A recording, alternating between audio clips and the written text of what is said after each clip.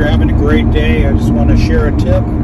So if you're need to clear your emission monitors, a lot of the little plug-in ODB2 readers, you have to drive, and then when you get home, plug it in and see if you cleared the different emission flags.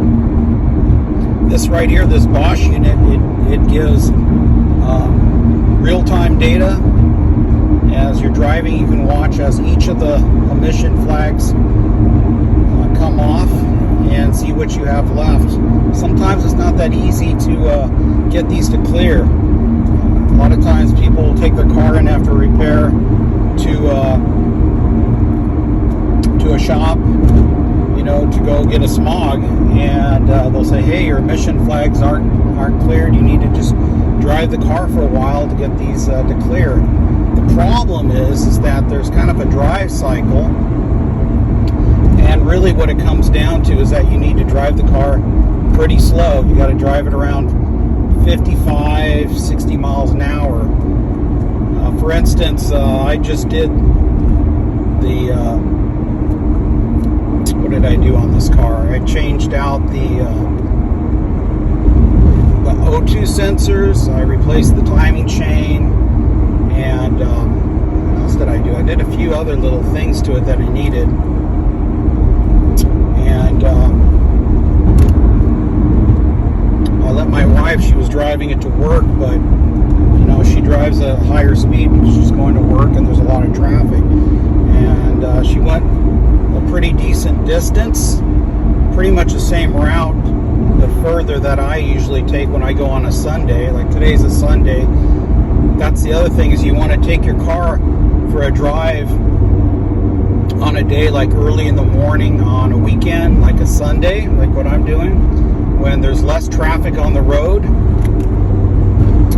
So you can maintain about 55 to 60 miles an hour.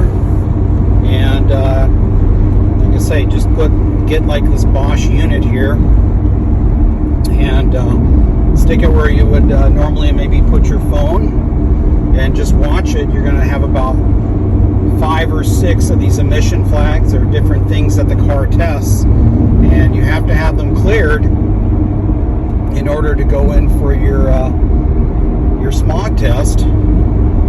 Sometimes, like I'm down to the oxygen sensor monitor, sometimes it's not that easy. Sometimes it takes a few attempts or a little longer drive.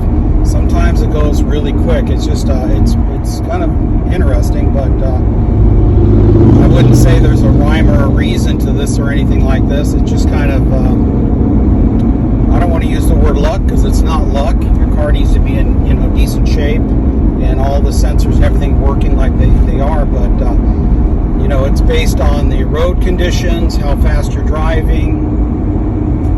Normally a drive cycle in general would be is that you hook this thing up, get it set to go, and start your car, and you want to let it idle for about maybe a minute or so.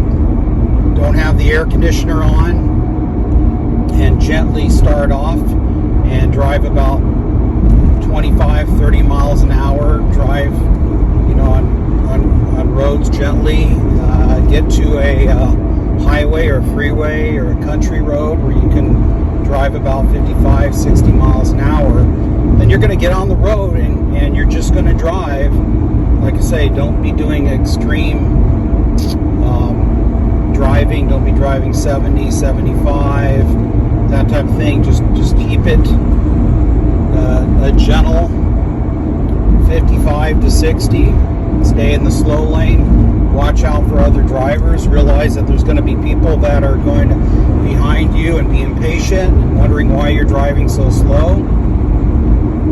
And drive and have a point where you maybe it's easy to turn around and then drive the other direction. And like I say, it's it's something that you just have to be patient with. Sometimes after you do repairs, it takes longer for the sensors to go through the different checks, and basically, like for me right now, I've got the oxygen sensor monitor. It's being a little bit stubborn. And it's just going to be a little bit of patience. Hopefully the thing is going to go off pretty soon. I may have to turn around and do another little drive. But that's just the way it goes. If you don't have one of these, you can just buy a cheapo on eBay ODB2 reader that reads emission flags. Do a drive, come back to your house, plug it in, see if you have any flags left. In some states, California, if I recall, they will let you have one emission flag that hasn't cleared yet. I'm not sure if there's any particular one that is not okay. Like for me, this oxygen sensor, it's a real critical emission flag, and I really don't want to take a chance. Sometimes, like the evap takes longer, and a lot of times I've taken in where it was just the evap, and it would pass. That's fine. And the other thing is dealerships in California. Don't quote me on it, but dealerships in general, when they make repairs and stuff, they're allowed to have 2 emission flags that haven't cleared, from what I understand. But nevertheless, I always make a good attempt to have all my emission flags cleared. Because if you take it in and it doesn't meet the criteria, for instance, you maybe have 3 emission flags that haven't cleared, or multiple ones. That happens a lot to people. They'll tell you to take the car and drive it some more, and then they bring it back, and then they give you a reduced cost to recheck it. So to avoid that, like I say, it's best to just try to get all your emission flags cleared. Even if you take them to a shop and have them do some repairs, they're going to tell you the same thing. It's like, oh, you got to drive the car for a while, and after that, take it in to get your smog. Unless you have them do it, then maybe they'll take it for a drive cycle test and do it for you, but it'll cost more money. Anyway, I'm going to take this for a drive and continue it. I think I'm going to have to turn around again, go for one more length of drive, and hopefully this clears. So we'll bring it back a little bit later and see how it does. News. So it's hard to see, but I just cleared all the emission flags right now. And like I say, I had to go around another time for a little while, and we finally have cleared the remaining cycle. So I can turn around and go home, and we're ready now to take it in for the emission test.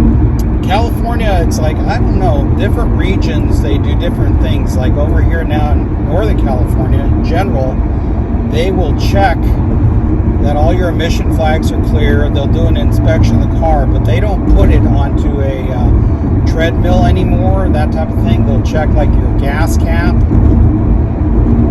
They'll check that your catalytic converter is OEM. They'll check that all your sensors are in place, that you haven't removed any of the emission devices, that type of thing. And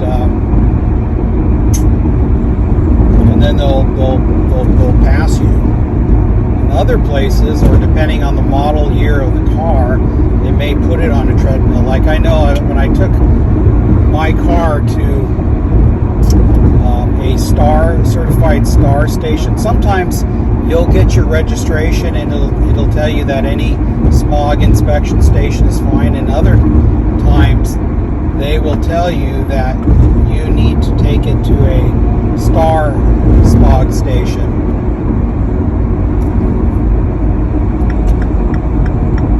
Moving over here for a second.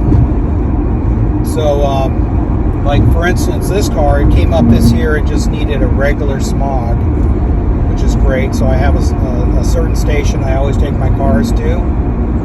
But yet my other Mini Cooper, its registration, which is due in September, it's requiring a star station. And a couple of months ago, my X5, it needed to go to a star station. So it's hit or miss. So yeah,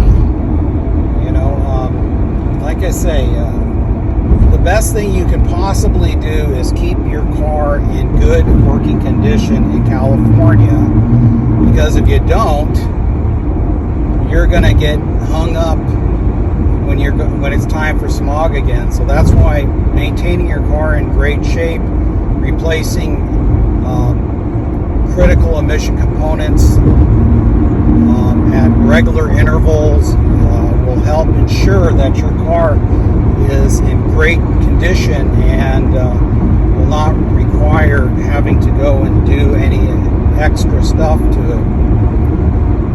So like I say, if you receive your registration and you have a check engine light, well, you need to take care of that before you take it in. And once you complete that and they reset the check engine light, or you do the repairs and reset that check engine light, you got to take it for a drive cycle. So that way, all your emission flags are clear, and then you take it into the smog station and they're going to pass your car. Anyway, God bless. Hope you enjoyed this video. This is a Bosch unit.